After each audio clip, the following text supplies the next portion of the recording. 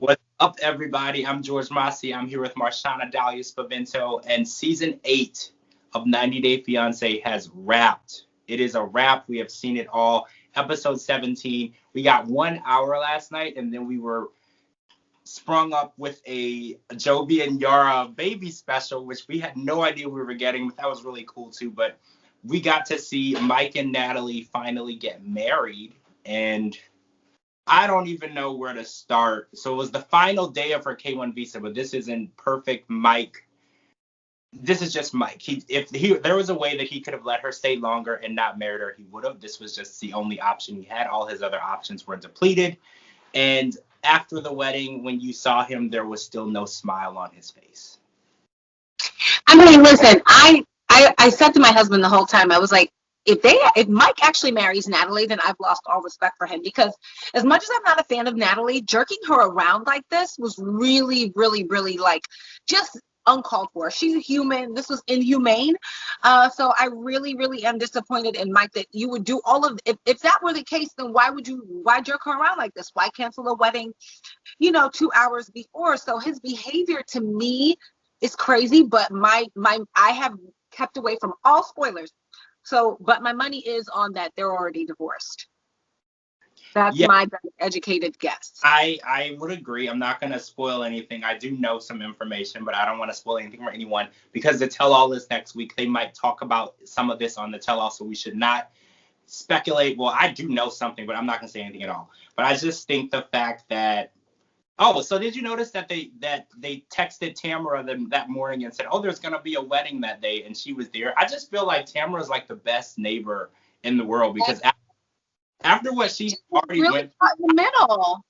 Right. Like, I would have blocked them. I was like, don't text me anymore. Y'all are crazy, and I don't have time for your craziness, and I'm literally never dealing with you people again. That's exactly how I would have handled that. Yeah, I mean, I'm thinking that maybe the producers put pressure on him behind the scenes to actually marry her, because there's no way I could even see how or why he went through with this, given all of the reservation that he had. We know that for Natalie, she doesn't care who it is. She was going to drag somebody down the aisle because she wants to be married again the third time and have a baby. So for her, I can understand what her motivations are. But for Mike, I don't get what's in this for him. Somebody make it make sense. I don't understand it. He clearly didn't want to do it. It had been 3 years and exactly 90 days, and the expression on his face after they got married said it all. He was definitely doing something that he did not want to do.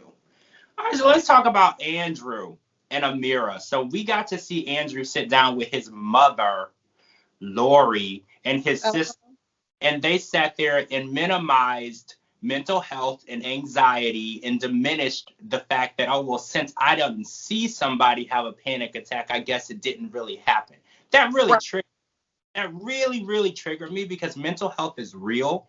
And for somebody to sit there and minimize and dismiss mental health because it just doesn't fit your narrative, it's not convenient for you. You want to paint someone to be a certain way, so you just want them to be a bad person. They didn't have a panic attack. They didn't have any type of mental health issues. That really ticked me off.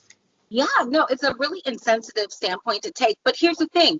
What does it change for you? Whether the panic attack was real or imaginary, real or fabricated, the result is still the same. She didn't get on the plane. She's not coming, and she doesn't want to be with Andrew. So regardless of whether it was real or not, so that's what angers me the most, is that why minimize someone's experience when it doesn't change anything for you anyway? And this is why Andrew is what he is. Andrew's a jerk because his mother has allowed him to, has made excuses for him throughout time, and we can see this happening here. No objectivity. No, well, how did you treat her? How did you speak to her? Like, no level. I mean, I would hope I'm never this mother to my son. I hope I can be objective with him to a point, even though he's my son, to say, hey, honey, did you really treat this person as fairly as you could? And just offer a little bit of that. So good for Amira. I'm glad she didn't get on the plane. I would have anxiety looking at dealing with Andrew too. And it's really good for her. Now, listen, if somebody would fake a panic attack, according to Andrew's mom, after spending 2 weeks in Serbia with all the drama that was popping up there, what does that tell you about your son? that someone would fake a panic attack after spending 2 weeks in Serbia. Why spend the 2 weeks in Serbia if she didn't have real intentions on coming? She did. But he turned out to be such a jerk to her. She said while she was there, he wasn't really in regular contact with her anyway. He was asking for the ring back. Listen, whatever. Your son is not a winner, ma'am. You did not raise a winner. I agree. I can't stand the fact that she never once said, "What did you do?" Because I know when I was younger and I got into trouble or whatever, my mom never was like, "Oh, they just don't like you. Oh, your teacher hates you." The first thing she said was, "Tell me what you did." So I in the situation completely, because clearly I didn't have no hand in the situation. I clearly had hand in the situation. So the way you said it made so much sense. She doesn't look for fault in him. The fault is always somewhere else. And that's how he was raised. And it kind of looks like that's how the sister is raised as well. Every time they sat down and had a conversation about Amira, it was a bashing session. And I don't agree. I mean, there are situations where you do talk about people's actions, but Amira's actions, I didn't see any actions that were bashable. She actually was the only one making any type of effort for this relationship. And in the end, when she got back to her childhood home and she's like, well, my dad is not surprised. None of my friends are surprised. And she was like, it's time for me to work on myself. I couldn't be more satisfied with that situation. She should work on herself, learn to love herself, and learn her worth. What your worth is so much more than what he was putting you through. And I feel like the way he treated her was really hard on her self-esteem. It made her feel like she deserved to be treated that way. And no one deserves to be that way. So I'm super happy that she's out of that relationship. I heard that there's going to be a confrontation on the tell-all. I just really hope that Andrew is respectful, because a lot of people want to jump through the TV as it is.